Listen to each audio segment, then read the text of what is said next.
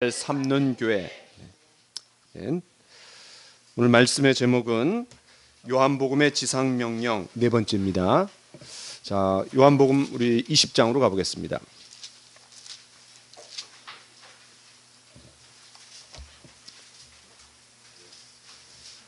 요한복음 20장 19절로 23절까지 말씀인데 우리 한 절씩 교독하겠습니다. 제가 먼저 읽겠습니다. 이날 곧 안식 후 첫날 저녁 때에 제자들이 유대인들을 두려워하여 모인 곳에 문들을 닫았더니 예수께서 오사 가운데 서서 이르시되 너희에게 평강이 있을지어다. 이 말씀을 하시고 손과 옆구리를 보이시니 제자들이 주를 보고 기뻐하더라. 예수께서 또 이르시되 너희에게 평강이 있을지어다. 아버지께서 나를 보내신 것 같이 나도 너희를 보내노라.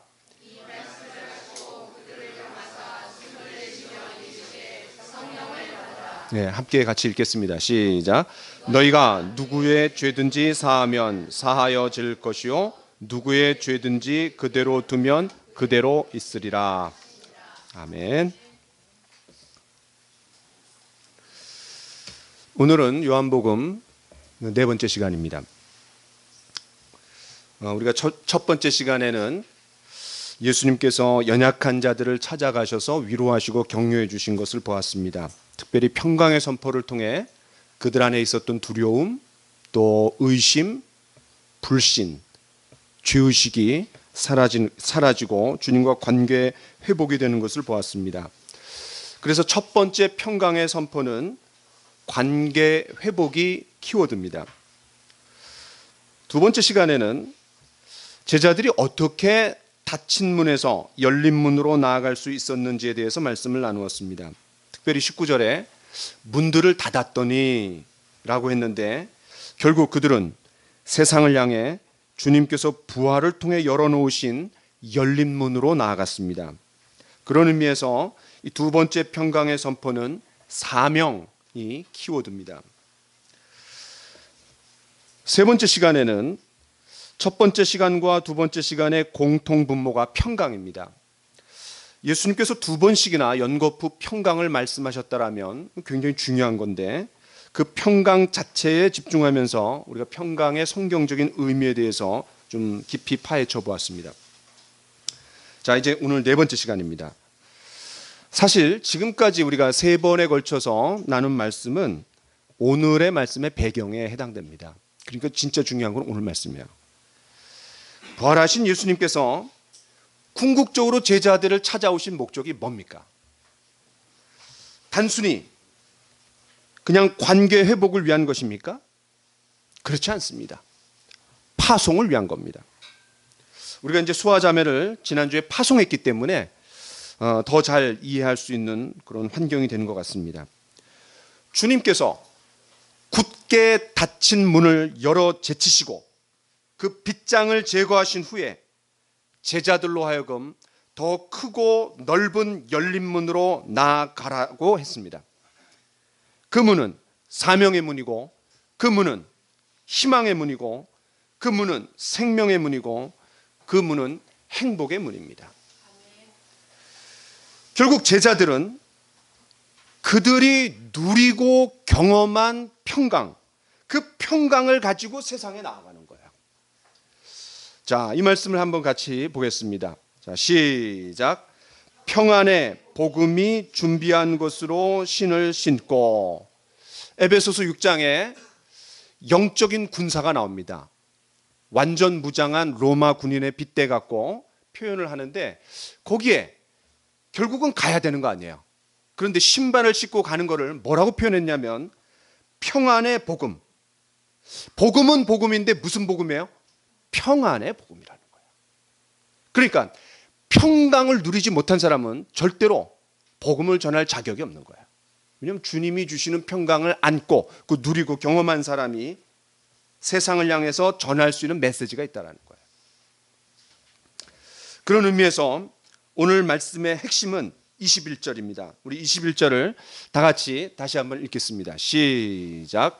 예수께서 또 이르시되 너희에게 평강이 있을지어다. 아버지께서 나를 보내신 것 같이 나도 너희를 보내노라.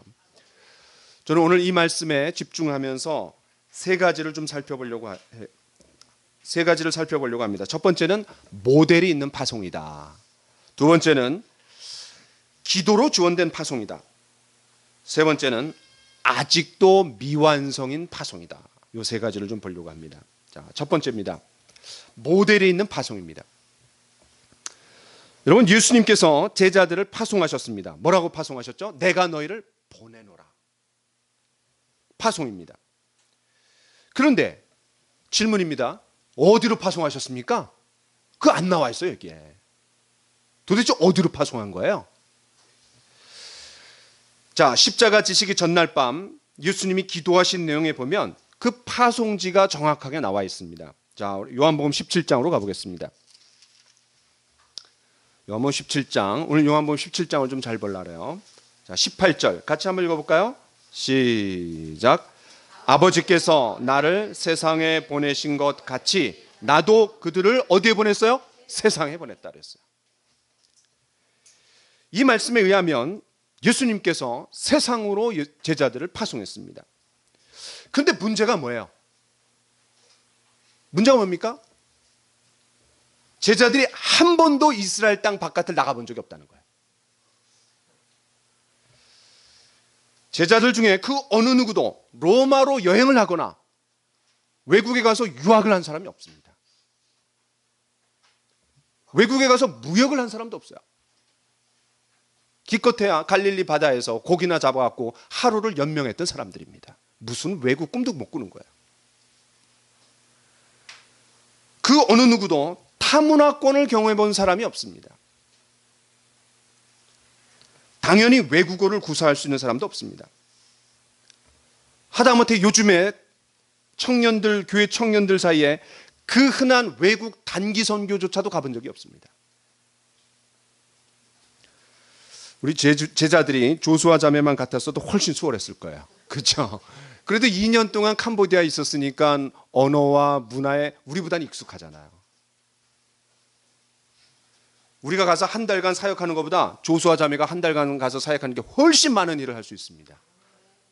정문사님과 한 달 가서 뭐 하시겠어요? 음식 적응하시라고 그냥 건강 적응하시라고 정신없을 거예요.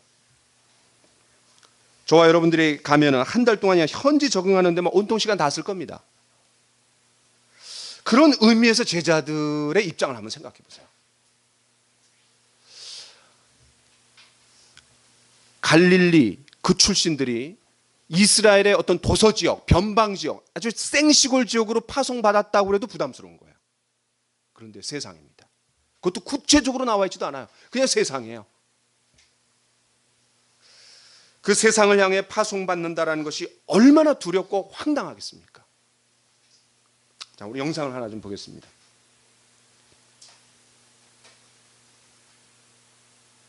안 돼요?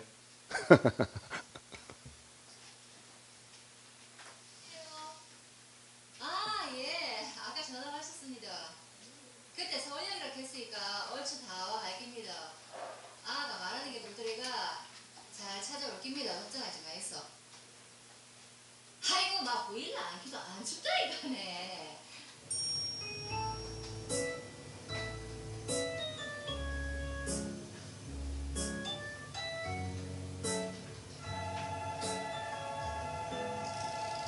지금 의정부 북부 북부에 열차가 들어오고 있습니다. 승객여러분께서 한 번 위로 올라가 주십니다. 지금 청량리 열차가 들어오고 있습니다. 승객 여러분께서는 한 걸음 올라가 주시기 바랍니다. 지금 의정부에 열차가 들어오고 있습니다. 승객 여러분께서는 한 걸음 위로 올라가 주시기 바랍니다.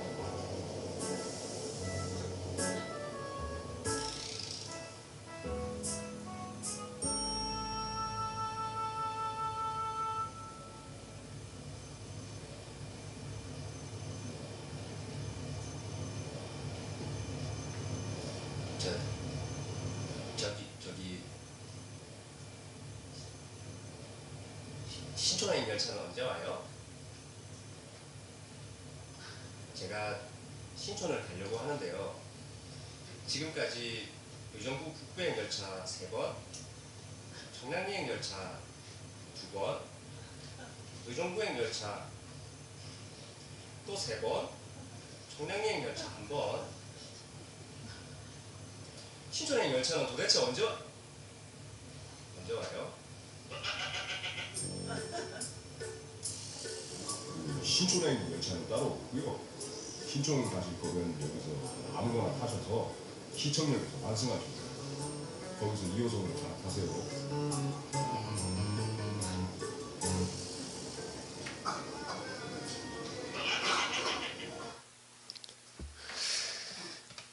응답하라 1994에 나오는 장면인데요. 이제 이 삼천포 출신 청년이 그래도 연세대학을 다녀요. 연세대학을 다니는 똑똑한 청년인데 신촌 하숙집까지 서울역에서 가는데 10시간 걸렸습니다. 야, 근데 제가 이거 조금 이해해요.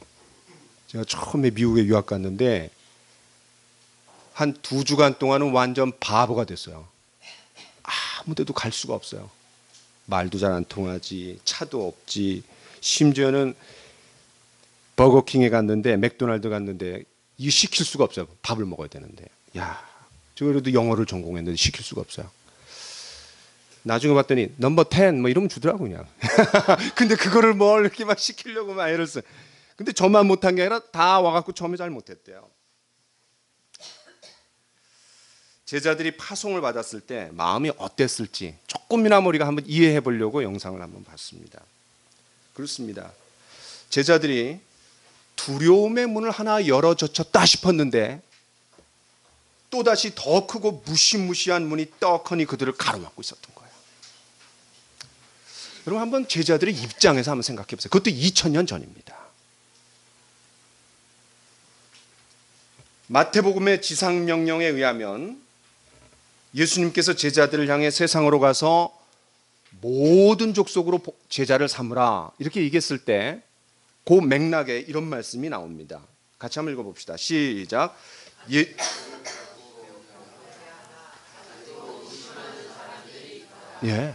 의심하는 사람이 있더라는 거예요.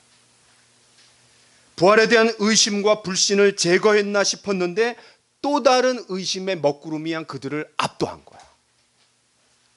얼마나 부담스러웠겠습니까?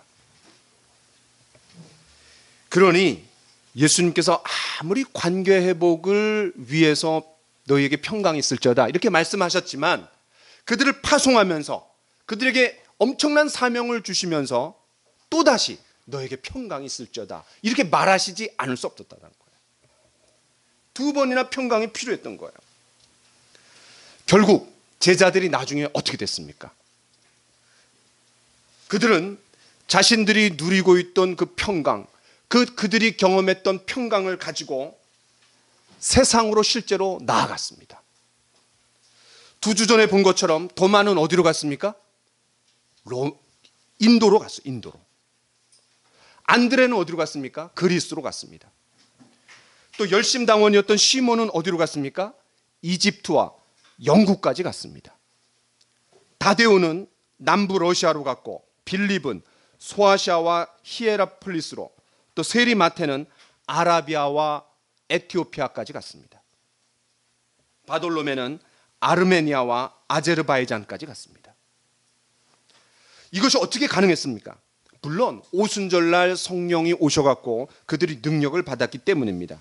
그러나 그 이전에 먼저 파송을 받은 분이 있었던 거예요.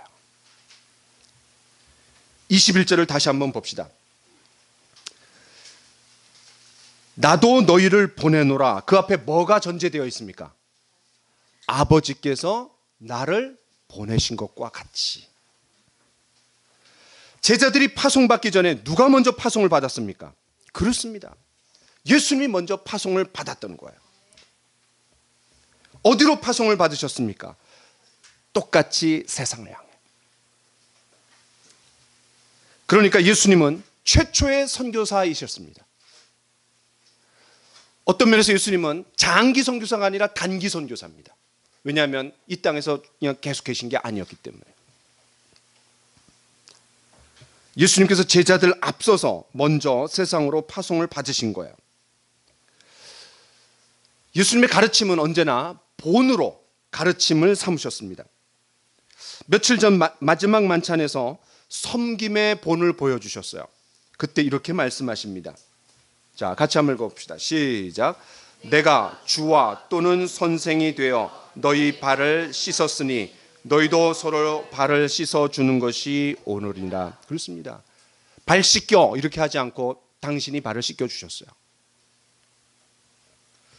또 제자들로 하여금 서로 사랑하도록 명령하실 때도 이렇게 말씀하셨습니다. 자, 같이 한번 읽어봅시다. 시작. 서로 사랑하라. 내가 너희를 사랑한 것 같이 너희도 서로 사랑하라. 그렇습니다. 뭐든지 우리가 앞선 모델이 있으면 그 다음 사람의 부담이 확 줄어듭니다. 맨 땅에 헤딩하는 것만큼 두렵고 힘든 일이 어디 있겠어요. 앞서서 힘들게 통로를 개척해 놓은 사람이 있기 때문에 그 다음 사람이 뒤따라가는 것은 훨씬 쉬워집니다. 그냥 그 모델을 보고 따라가면 되는 거예요. 예수님이 니고데모를 만났습니다. 아, 한 사람을 만나고 복음을 이렇게 전하는구나. 사마리아 여인을 만나기 위해서 새벽부터 준비해서 떠났습니다. 왜? 사마리아 여인이 찾아올 수가 없습니다.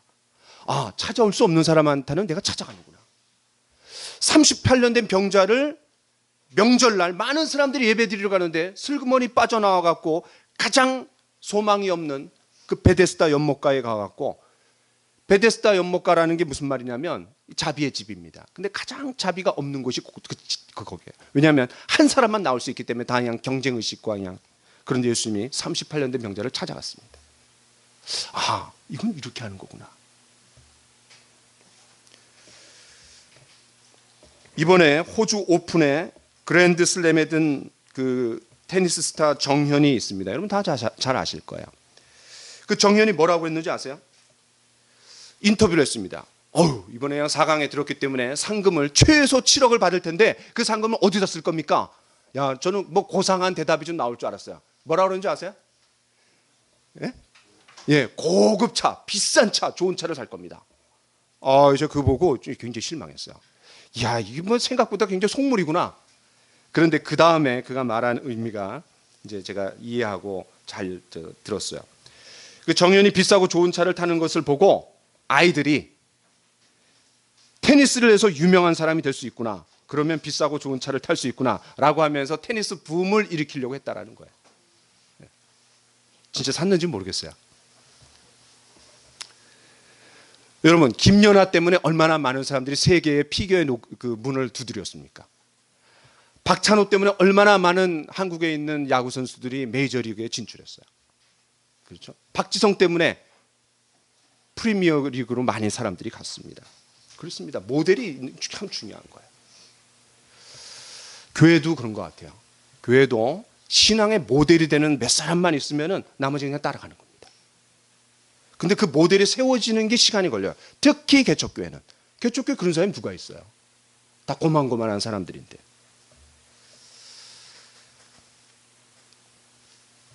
그렇습니다.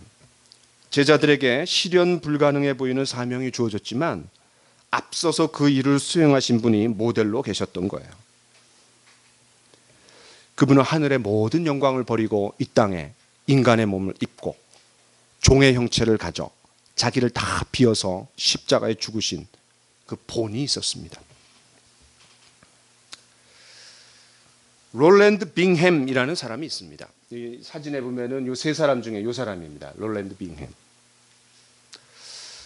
이 사람이 유명한 이유는 이 사람이 만든 단체가 있어요. 그게 뭐냐면 SIM입니다. SIM. S-I-M. 뭐의 약자인 줄 아세요? S는 수단입니다. 수단. 아프리카 나라 중에 수단. I는 뭐냐면 inland. 그 뭐죠? 내지. 그 다음에 미션. 다시 말해서 수단 내지 선교회를 만든 사람이에요. 이 SIM은 현재 아프리카에서 가장 큰 선교단체 중에 하나입니다. 1600명이 여기에 소속돼서 선교하고 있어요. 또 AIM이라는 선교단체가 있습니다. AIM. 그럼 뭐겠어요? A는 아프리카, I는 뭐예요? 인랜드, M은 미션. 다시 말해서 아프리카 내지 선교회. 그런데 이 두 선교단체가 뭐 때문에 만들어졌는지 아세요? CIM 때문에 만들어졌어요. C가 뭔지 아세요? China Inland Mission, 허드슨 테일러. 그 전까지는 선교사들이 어디를 집중 공략했냐면 해안가를 집중 공략했습니다. 왜냐하면 해안가는 어디죠? 외국의 문물이 모이는 곳이에요. 북적북적 되는 곳입니다. 그래서 한국에 있는 많은 선교사들이 어디부터 갔는지 아세요? 부산부터 갔습니다. 언제나 부산은 초입이었어요. 초입. 그 해안 선교인데 또 하나는 뭐냐면은 위험이 닥쳤을 때 빨리 도망갈 수 있어요. 그리고 도움을 받을 수 있는 거예요. 그 해안 선교를 했습니다. 그런데 그거를 뚫은 사람이 누구예요? 허드슨 테일러가 내륙으로 들어간 거예요. 현지인들을 내가 직접 만나야 되겠다. 같은 옷, 같은 문화, 같은 음식, 그리고 같은 그런 사람들하고 같은 말을 쓰면서 예수님이 하셨던 것처럼 똑같은 방법으로 선교하러 들어간 사람이 누구냐면 허드슨 테일러입니다. 1865년. 그 전까지는 다 해안 선교입니다. 아주 획기적인 인물이고 선교의 역사에 있어서 전환점을 이룬 사람입니다. 당시에 많은 사람들이 그 내륙에 가갖고 선교하려고 하던 허드슨 테일러에게 이렇게 물었대요. 아니 해안에서도 일을 채 완수하지 못했는데 왜 그토록 위험한 내륙 지방으로 들어갑니까? 허드슨 테일러가 1865년 CIM을 세우지 않았다라면 오늘날의 SIM, 그 다음에 AIM은 없는 거예요. 허드슨 테일러의 모델이 있었기 때문입니다. 우리가 캄보디아에 선교사로 보낸 또 기도하고 후원하는 김성은 양효주 선교사가 있습니다. 여기 들어올 때 사진을 해놨는데 그분들이 이 CIM에서 훈련받았습니다. 그리고 파송받은 거예요. 물론 지금은 CIM은 없습니다. 왜냐하면 중국이 공산화되면서 이 선교사들이 다 빠져나왔잖아요. 그래서 OMF로 바뀌었습니다. 근데 이 OMF는 CIM이 전신이에요. 그렇습니다. 예수님께서 파송의 모델이 되셨기 때문에 제자들을 다시 세상으로 파송할 수 있었던 거예요. 제자들은 그 예수님의 모델을 따라 세상이라는 열린 문을 향해 나아가서 평안의 복음을 전할 수 있었던 겁니다. 두 번째는 기도로 지원된 파송입니다. 제자들이 세상으로 나아갔을 때 제자들만 간 것이 아닙니다. 무엇도 함께 갔는 줄 아세요? 기도도 함께 갔습니다. 그런데 중요한 것은 그 누구의 기도인 줄 아세요? 예수님의 기도와 함께 갔습니다. 다시 우리 요한복음 17장으로 가보겠습니다. 우리가 아까 읽었던 요한복음 17장 18절 같이 한번 읽어보겠습니다. 시작. 아버지께서 나를 세상에 보내신 것 같이 나도 그들을 세상에 보내었고. 이 내용은 17장 전체가 다 예수님의 기도입니다. 그러니까 기도문의 일부예요. 그러니까 제자들을 파송하면서 예수님이 기도하시는 거예요. 이미 파송하기 전에.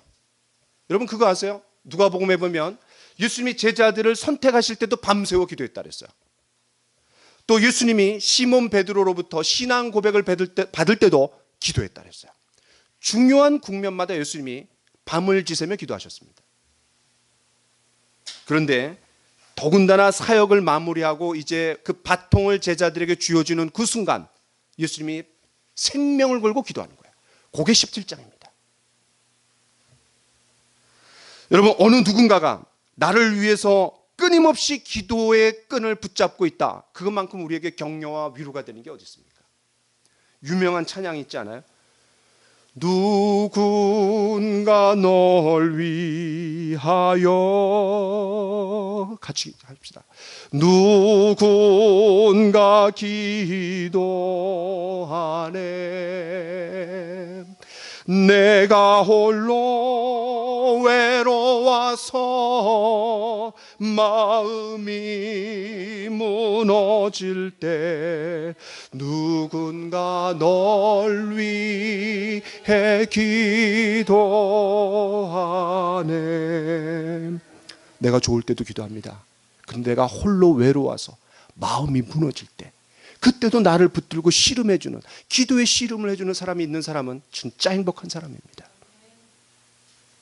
그래서 신앙의 1세대들이 힘들다는 거예요. 신앙의 2세대들은 그 1세대들 부모들이 기도해 주는 거예요.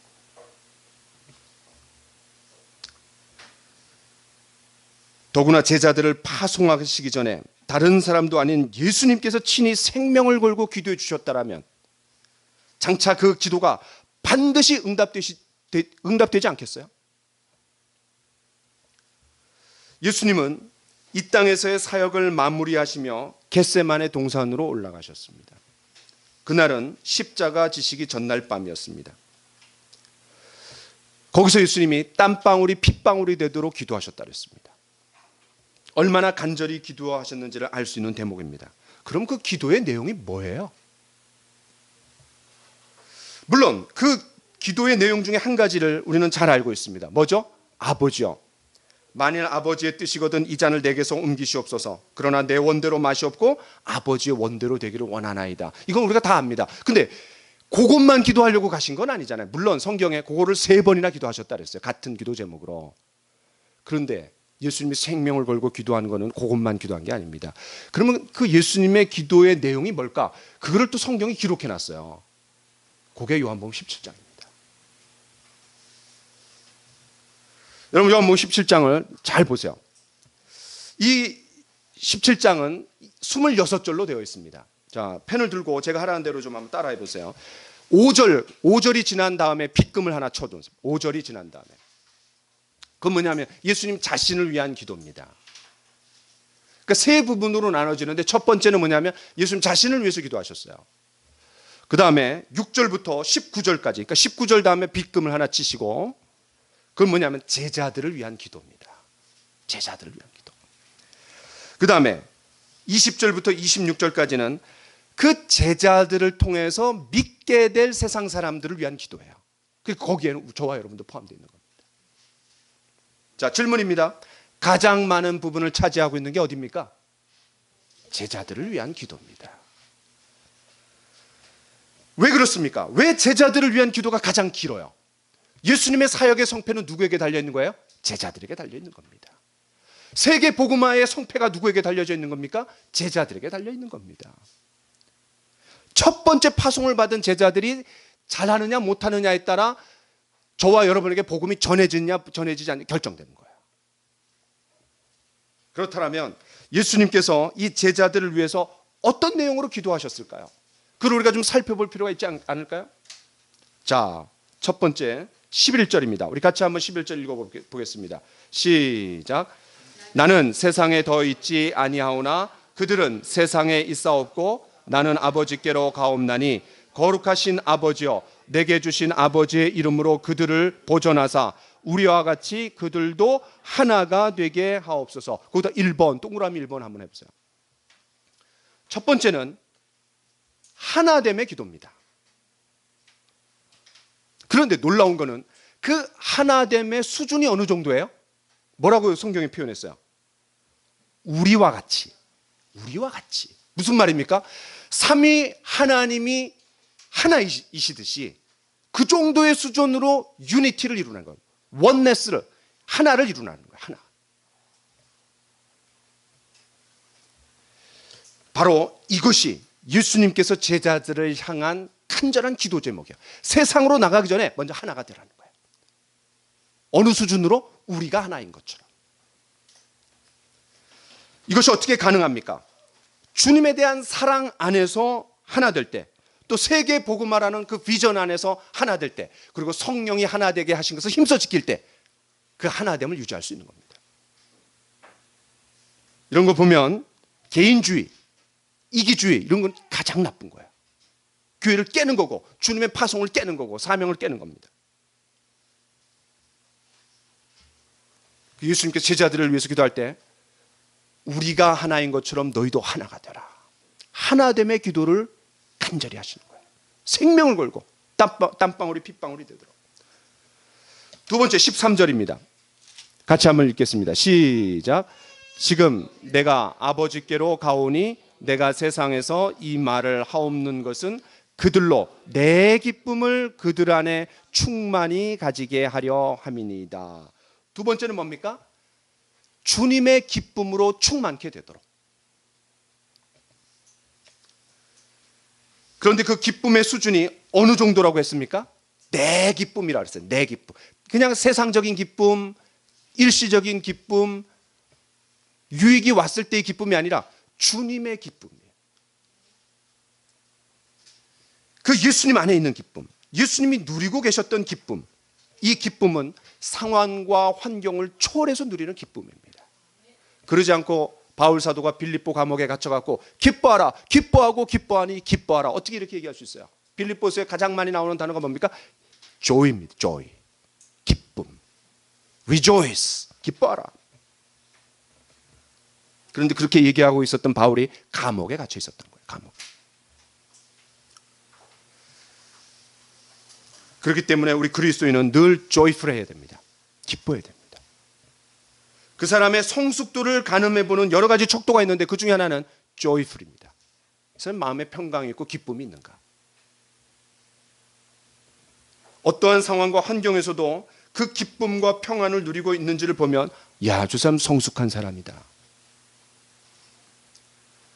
이러한 모습은 불신자에게 또 세상을 향해 큰 도전과 간증이 됩니다. 그렇기 때문에 예수님이 평안을 2번이나 선포하시는 거예요. 그 평안을 누리고 경험해 갖고 그거를 나눠주라 이거예요. 장차 제자들이 파송받은 세상에서 사명을 수행할 때 틀림없이 그 기쁨을 증발시켜 버릴 수 있는 많은 상황이 있을 겁니다. 그러나 그 누구 그 어떤 상황도 주님 안에서 누리는 기쁨만큼은 빼앗을 수 없었습니다. 주님 안에서 누리는 기쁨이야말로 제자들이 가진 가장 큰 아주 자산이었어요. 신비한 힘이었어요. 자, 같이 한번 말씀을 봅시다. 시작. 여호와를 기뻐하는 것이 너희의 힘이라. 그렇습니다. 느헤미야가 예루살렘 성벽을 중건하는 과정에서 준 말씀이에요. 그런데 그 성벽을 중건할 때 방해물이 있었어요, 없었어요? 엄청나게 많았습니다. 산발락과 도비아 이 사마리아 사람들이 계속해서 찝적대면서 조금 세우려면 무너뜨리고 조금 세우려면 무너뜨리고 그런 방해 가운데 거기에 휩쓸리지 말고 여호와를 기뻐하는 것이 너희의 힘이라. 15절입니다. 자, 우리 15절 같이 한번 읽어보겠습니다. 시작. 내가 비옵는 것은 그들을 세상에서 데려가시기를 위함이 아니요 다만 악에 빠지지 않게 보존하시기를 원. 세 번째는 뭐냐면 악에 빠지지 않도록 기도하셨어요. 악에 빠지지 않도록. 야, 이런 기도는요, 예수님이 이 땅에 오셔갖고 육신의 몸을 입고 우리의 연약함을 다 아셨기 때문에 이런 기도 하실 수 있는 거예요. 자, 우리 같이 한번 성경을 읽어보겠습니다. 시작. 우리에게 있는 대제사장은 우리의 연약함을 동정하지 못하실 리가 아니요 모든 일에 우리와 똑같이 시험을 받으신 이로되 죄는 없으시니라. 그렇습니다. 옛날 성경이 더 좋은 것 같아요. 옛날에 뭐라 그러냐면 옛날 성경에 체휼하지 아니하는 자가 아니요. 좀 어려운데 체휼, 몸체자에다가 눈물 휼자입니다. 몸으로 눈물을 흘린다라는 거예요. 우리가 공감이 될 때 나도 모르게 눈물을 흘립니다. 주님이 그렇게 하신다는 거예요. 왜? 우리의 연약함을 다 아시니까. 17절입니다. 같이 한번 읽읍시다. 시작. 그들을 진리로 거룩하게 하옵소서. 아버지의 말씀은 진리니이다. 제자들을 위해서 생명을 걸고 네 번째 기도하신 게 뭐냐면 진리 가운데 그리고 그 거룩해지도록. 앞에는 세 번째에서는 악에 빠지지 않는 건 소극적인 겁니다. 근데 더 적극적으로 진리의 말씀으로 거룩한 삶을 살아야 한다는 거예요. 여러분, 달리는 자전거는 넘어지지 않습니다. 자전거에 타갖고 안 넘어지려고 그냥 균형을 잡으려고 애쓰는 건 의미가 없어요. 그냥 페달을 밟으면 가는 겁니다. 안 넘어져요. 그러니까 악에 빠지지 않으려고 내가 죄를 짓지 않으려고 애쓰는 것보다 어떻게 하는 게 더 좋습니까? 열심히 내가 영적으로 성장해야지. 말씀 읽고 기도해야지. 그리고 교제해야지. 배워야지. 그러면은 우리가 쭉쭉쭉쭉 나가는 겁니다. 우리가 적극적으로 거룩한 삶, 성숙한 삶, 성장의 삶으로 나아가야 됩니다.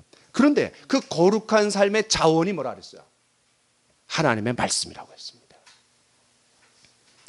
바울 사도도 하나님의 말씀과 기도로 거룩하여짐이니라 라고 디모데전서 4장 5절에 말했습니다. 그렇습니다. 우리의 둔탁하고 딱딱한 마음을 어떻게 깨트립니까? 하나님의 말씀으로 깨트려야 됩니다. 야, 오늘 기도자가 어떻게 그런 기도를 했어요? 하나님의 말씀은 살았고 운동력이 있어. 좌우의 날선 어떤 검보다도 예리해. 거기 검이 뭔지 아세요? 물론 말씀이에요. 근데 뭐를 빗대 갖고 그 검을 얘기하는 줄 아세요? 제사장의 칼을 얘기하는 거예요. 제사장의 칼날, 양날이 축축축 하면은 그 번제를 드릴 때 속에 있는 내장이 축축 다 나가 떨어지는 거예요. 그러니까 그런 날카로운 칼처럼 하나님의 말씀은 살았고 운동력이 있어.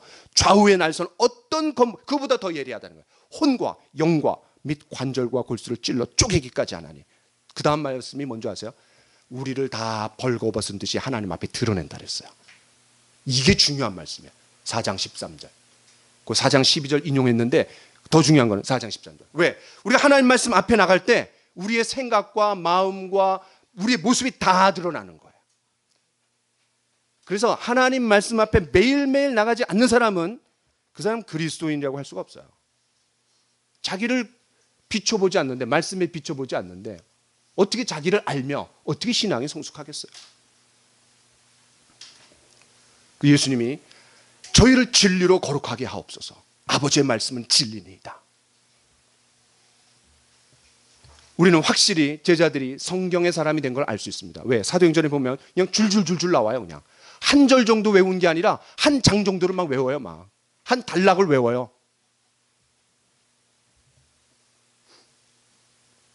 어떤 분이 목사님 우리 교회에서도 좀 암송 좀 합시다 그러더라고요.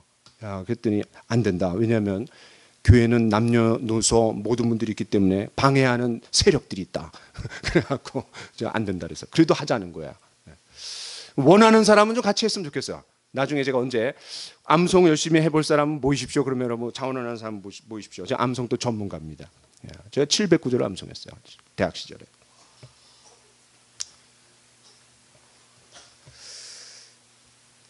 자, 21절입니다.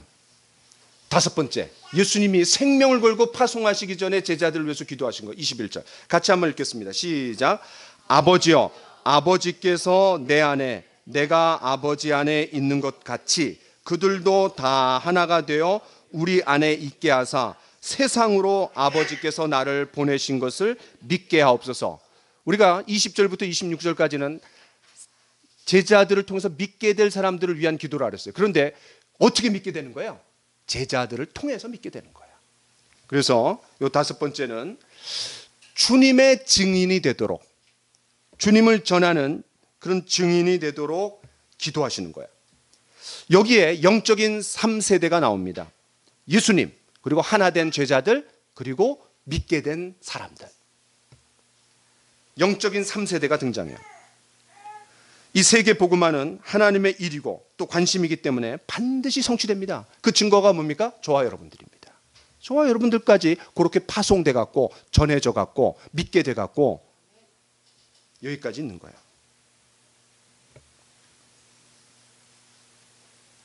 자, 마지막 여섯 번째는 24절입니다. 시작. 아버지여, 내게 주신 자도 나 있는 곳에 나와 함께 있어 아버지께서 창세전부터 나를 사랑하심으로 내게 주신 나의 영광을 그들로 보게 하시기를 원하나이다. 마지막 여섯 번째 기도가 뭡니까? 주님의 영광을 보도록. 물론 주님의 영광을 확연하게 리얼하게 보는 것은 주님이 재림하실 때입니다. 다 그가 계신 것 같이 우리도 주를 본다 그랬어요. 요한일서 3장 2절에. 그런데 어떻게 제자들이 주님이 승천하신 다음에 아직 재림하시기 전까지 주님의 영광을 보겠어요? 그렇게 기도하셨으니까 봐야 되는 거 아니에요. 어떻게 봅니까? 말씀과 기도로 주님의 임재를 우리가 매일매일 경험하면서 보는 겁니다. 매일매일 주님과 교제를 통해서, 특별히 말씀과 기도를 통해서 매일매일 주님의 임재 가운데 주님의 영광을 우리가 보는 거예요. 영적인 성숙도는 그가 매일매일 얼마나 주님의 영광을 보느냐에 따라 달라집니다.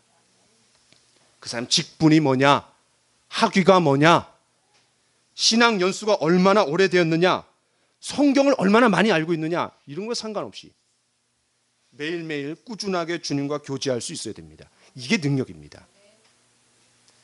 여러분, 큐티를 했다가 안 했다가 반복하는 사람, 종종 빼먹는 사람은 이렇게 생각하면 정확합니다. 아, 나는 거룩한 습관이 아직 습관이 내 삶에 배기지 않았구나. 이렇게 생각하면 정확합니다.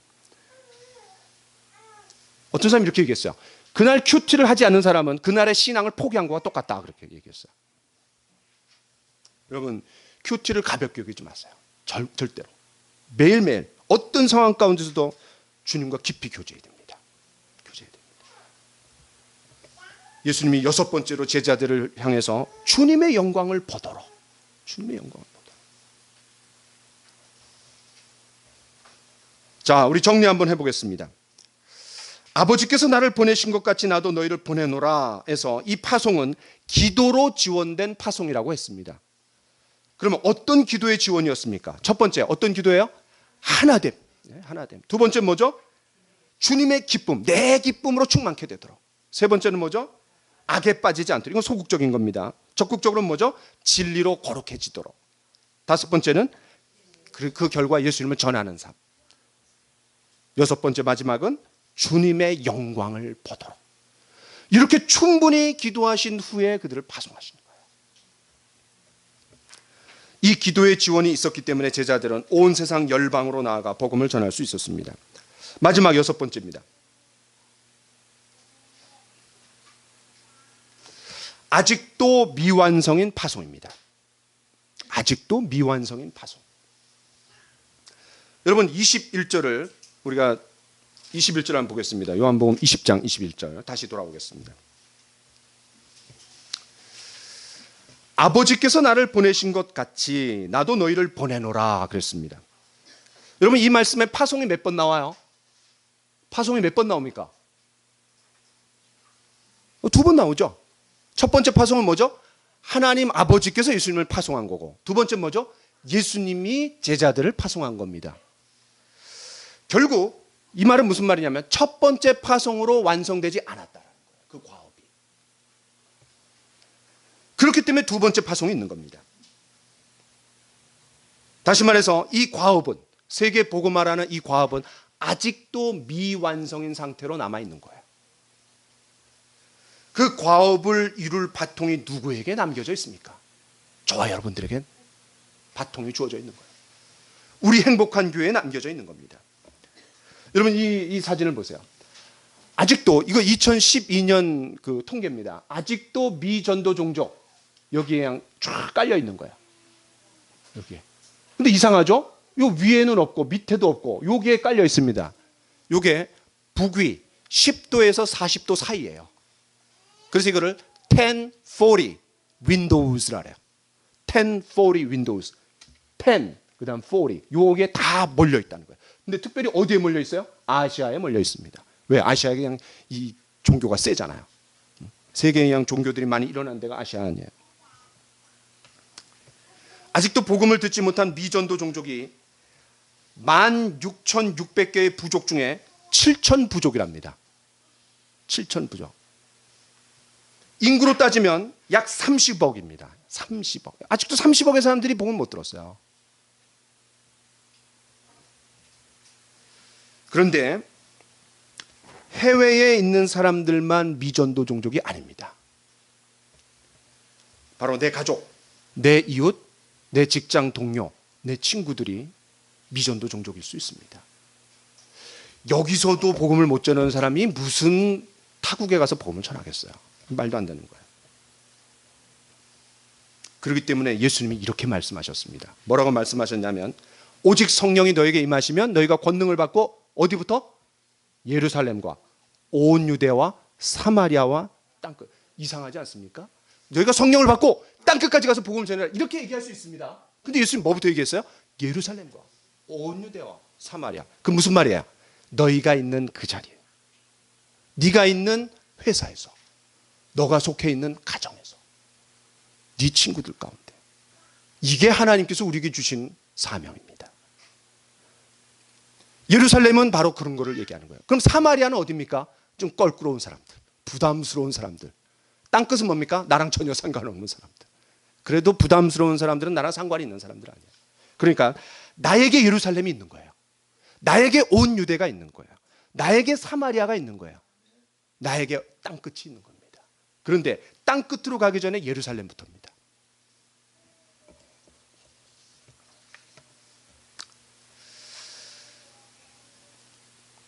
이제 그 사명이 저와 여러분에게도 그 바통이 넘겨졌습니다. 아직도 미완성인 과업이기 때문에 주님은 동일하게 우리를 파송하십니다. 여러분, 요한복음 17장, 죄송하지만 다시 한번 돌아와서 20절을 같이 한번 읽겠습니다. 20절, 요한복음 17장 20절. 시작. 내가 비옵는 것은 이 사람들만 위함이 아니요 또 그들의 말로 말미암아 나를 믿는 사람들도 위함이니. 야, 여기 놀랍죠? 이 사람들은 제자들입니다. 그런데 마지막에 있는 나를 믿는 사람들, 그 누구예요? 저와 여러분까지 포함하는 많은 사람들을 포함하는 거예요. 예수님께서 저와 여러분들을 위해서도 기도하셨고 여전히 우리를 파송하기를 원하신다라는 거예요. 자, 우리 한 말씀 읽겠습니다. 시작. 그러나 너희는 택하신 족속이요 왕 같은 제사장들이요 거룩한 나라요 그의 소유가 된 백성이니 이는 너희를 어두운 데서 불러내어 그의 기이한 빛에 들어가게 하시니에 아름다운 덕을 선포하게 하려 하심이라. 그렇습니다. 여기 나와 있는 너희는 교회입니다. 교회의 존재 이유와 가치가 뭡니까? 바로 파송입니다. 복음을 전하는 겁니다. 전도와 선교가 교회의 가장 중요한 사역이라는 거예요. 이게 빠지면은 그 교회가 아니에요. 전도와 선교는 여러 개의 사역 중에 하나가 아닙니다. 절대로 이게 중심입니다. 이게 중심. 그것 때문에 교회가 한시적으로 존재하는 거예요. 말씀을 마치겠습니다. 주님으로부터 파송을 받은 한 사람의 이야기를 하고 제가 마무리 지으려고 합니다. 1840년 영국 하노버라는 시골 마을에서 목사의 아들로 태어난 사람이 있었습니다. 그는 어려서부터 해외 선교사가 되는 것이 꿈이었습니다. 그의 나이 23살, 1863년에 런던 선교회의 파송을 받아 중국 선교사로 갔습니다. 그 중국에 왔을 때 아내는 임신한 상태였고 얼마 후 유산을 했고 돌봐주는 사람이 없었습니다. 그런데 안타깝게도 그는 선교 정탐을 나가는 상황이었기 때문에 돌아와 봤더니 그 아내가 이미 죽은 지 일주일이나 지났습니다. 그는 너무나 큰 충격에 런던 선교회에 사직서를 내고 세관에 취직을 했습니다. 그러던 중 동료 윌리엄슨 선교사의 말에 도전을 받고 조선의 복음화를 위해 힘쓰기 시작했습니다. 2년 후 조선에 대한 정보를 듣고 작은 목선을 타고 조선으로 가다가 실패했습니다. 왜냐하면 풍랑을 만나 거의 죽을 뻔했기 때문입니다. 그러다가 또 우연히 박해를 피해, 왜냐하면 1866년에 병인 박해가 있었어요. 그 프랑스 신부 9명을 죽이고 엄청난 그런 대박해가 있었습니다. 수천 명이 죽었어요 그때. 그런데 그 박해를 피해서 탈출한 김자평, 최선일이라는 두 명의 천주교인을 만났는데 놀랍게도 성경에 대해서 그냥 깡무시켰어요. 너무나 충격을 받아갖고 이 조선 선교의 필요성을 더 확신하게 만드는 결정적인 계기가 되었습니다. 그때부터 그는 조선말을 배우기 시작했습니다. 그가 아버지에게 보낸 편지에 의하면 1866년 8월 1일 날 편지입니다. 아주 잔인하고 사악한 대학살이 최근 조선에서 일어났습니다. 그럼에도 누군가 조선에 들어가 선교의 문을 여는 것의 중요함을 깨달아 제가 조선에 들어가기로 결정했습니다. 이것은 아직 언더우드와 아펜젤러가 들어오기 한 20년 전이에요. 조선에 들어갈 날을 학수고대하던 그는 마침내 기회를 얻었습니다. 저 유명한 미국 상선 제너럴 셔먼호, 그 제너럴 셔먼호가 중국에서 조선으로 가려고 하는데 통역관을 필요로 한다는 거에 자기가 자원했어요. 그 제너럴 셔먼호가 8월 장맛비를 타고 불어난 대동강 그 강물을 타고 어디까지 갔냐면 평양까지 갔습니다. 그런데 비가 그치니까 물이 빠지면서 모래톱에 여기에 딱 걸려버린 거예요. 그래서 오도 가도 못하는 상황이 되었습니다. 이 미국인들은 당황한 나머지 한국인을 납치하고 대포로 그냥 뻥뻥뻥 쐈어요. 그러자 그 당시 평양감사 박규수라는 사람이 작은 배에다가 장작을 가득 실어갖고 불을 붙였어요. 그리고 꽝 부딪혀갖고 그냥 전소돼갖고 그냥 사라졌어요. 그게 저 유명한 제너럴 셔먼호 사건입니다. 많은 승무원들 중에 바다로 뛰어내렸고 그중 한 사람이 누구냐면 로버트 토마스 선교사입니다. 한국 최초의 순교자. 그는 가슴속에 성경책을 꼭 품고 뛰어내렸는데 그 조선인들에게 붙잡혀갖고 대동강변에서 목이 베어갖고 죽임을 당한 거예요. 그게 이제 아까 봤던 우리가 요겁니다. 요 토마스 선교사. 그때 칼을 들고 목을 쳤던 사람의 이름이, 야, 이게 또 이름이 밝혀져요. 박춘권입니다. 박춘권. 근데 그 사람이 이렇게 나중에 고백합니다. 아, 내가 서양 사람을 죽이는 중에 한 사람은 지금 생각할수록 이상한 감이 있었습니다.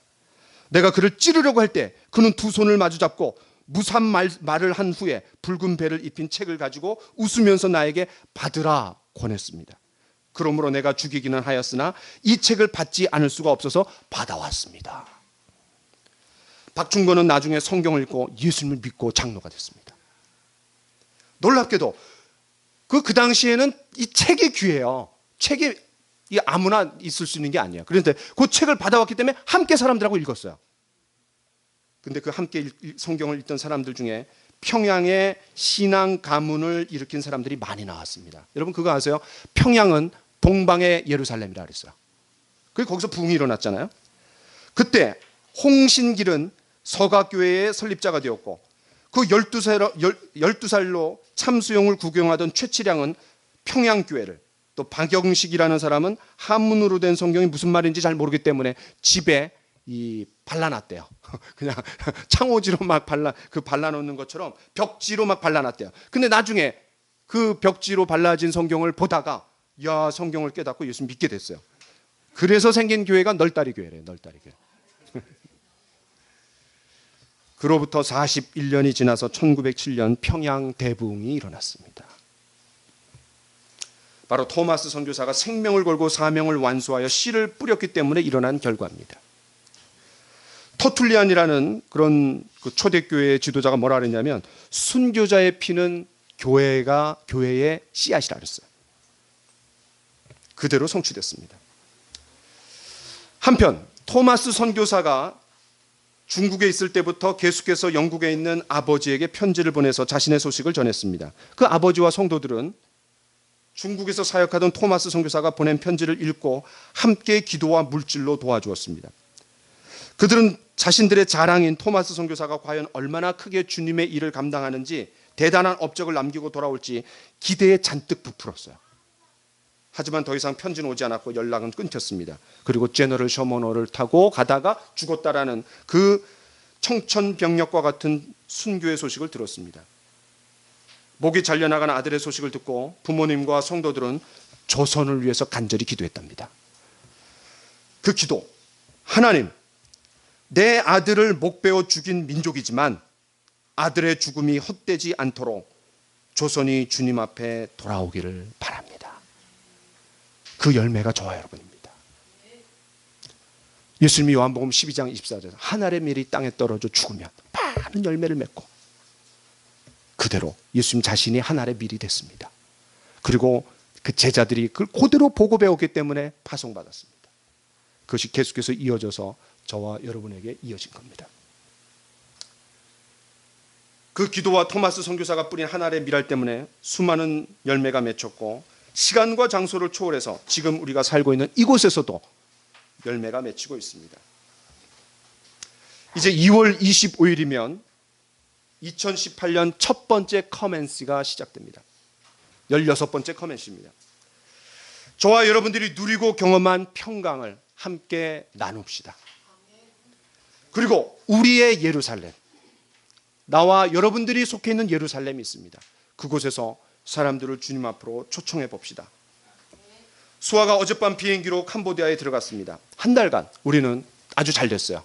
수아를 기억하면서 생각하면서 캄보디아를 위해서 마음에 품을 수 있는 그런 시간이 되기를 바랍니다.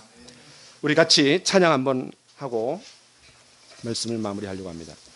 주님 내가 여기 있사오니, 같이 한번 우리 찬양합시다. 주님 내가 여기, 우리 다 같이 한번 일어나 갖고 찬양합시다. 주님 내가 여기 있사오니.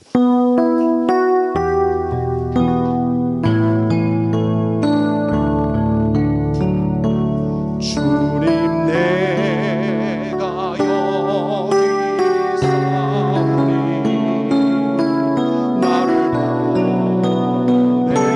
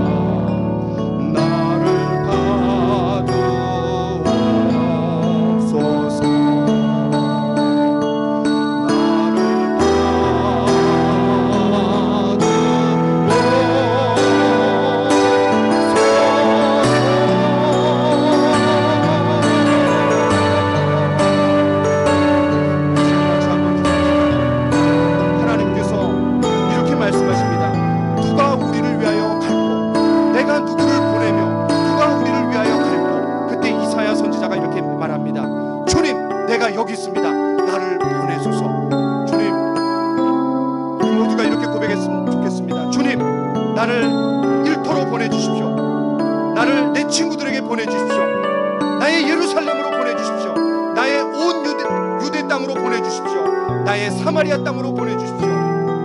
땅끝으로 나를 보내주십시오. 주님, 필요하다라면 주님의 도구가 되어서, 주님의 손과 발이 되어서 주님의 평강을 누리고 주님의 평강을 전하는 평안의 복음을 신고 세상을 향해 나아가는, 파송받는 저와 여러분이 되기를 원합니다. 여러분, 이 시간 같이 한번 기도하는 시간이 되기를 원합니다. 같이 한번 주님, 우리가 함께 말씀을 나누었던 것처럼, 함께 찬양의 목조를 통하여 주님 앞에 우리가 기도했던 것처럼, 주님 이 시간 주님의 손에 주님 토마스 선교사처럼 많은 잃어버린 영혼들을 구원하기 위해 조선 땅으로 왔던 선교사들처럼 주님, 우리 모두 이 일에 동참하기를 원합니다. 특별히 저의 예루살렘, 또 저의 온 유대, 또 저의 사마리아로 나아갈 수 있도록 하나님 이시고 역사하여 주시옵소서. 우리 교회 성도님도 주님 붙들어 주셔서 이제 커미션을 앞두고 영혼들을 구원하고 우리의 마음을 주님 앞에 드려서 주님 파송을 받는 모두가 되기를 원합니다. 주님 역사하여 주시고 주님 우리를 통하여 일하여 주시옵소서. 주님 우리를 통하여 파송하실 뿐만 아니라 기도하시는 분이심을 생각할 때 주님 감사합니다. 주님 앞에 나가고 주님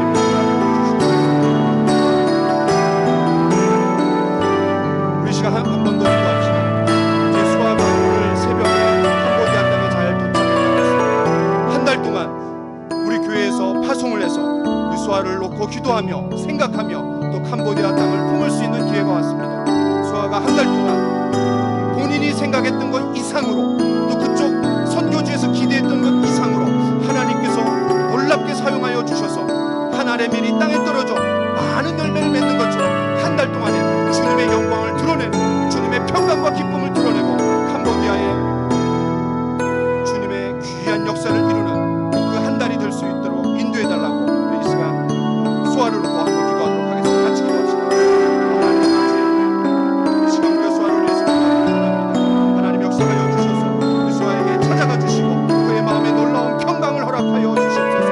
부활하신 주님께서 제자들을 찾아가 주셔서 역사하여 주신 것처럼 수아에게도 매일 아침마다 성경을 펴고 기도할 때마다 주님의 평강의 선포를 들을 수 있도록 도와주시고 무엇보다도 기쁨 충만하게 주님의 기도들 하나님 이 한 달 동안에 주님 앞에 놀랍게 쓰임받는 놀라운 기회가 될 수 있도록 주님 도와주시옵소서. 함께 기도하는 우리가 함께 갑니다. 주님, 우리 교회가 그 캄보디아를 품고 기도하는 동안 캄보디아 땅에 주님의 귀한 역사가 일어날 수 있도록 도와주시고 거기 씨를 뿌리는 귀한 일들이 일어날 수 있도록 도와주시고 토마스 선교사처럼 하나님 생명의 복음, 또 말씀의 복음, 또 영적인 세대를 이어갈 수 있는 충성된 영혼을 얻을 수 있도록 하나님 도우시고 주님 귀한 씨앗이 뿌려지는 놀라운 시간이 될 수 있도록 주님 인도하여 주시옵소서. 주님, 오늘 귀한 말씀을 주신 것을 감사합니다. 우리 모두가 주님의 지상 명령에 순종하는 귀한 교회가 될 수 있도록 인도하여 주옵소서.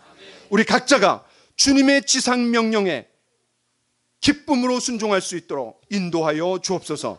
예수님의 이름으로 기도하옵나이다. 아멘. 우리 같이 주기도 말씀을